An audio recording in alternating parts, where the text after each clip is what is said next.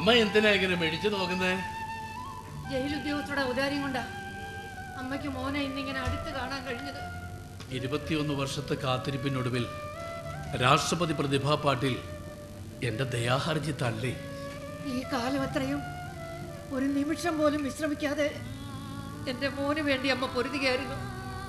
തൂക്കുദണ്ഡനത്തിനെതിരെ ഏതെല്ലാം പൊതുവിടങ്ങൾ, എത്ര സമരങ്ങൾ.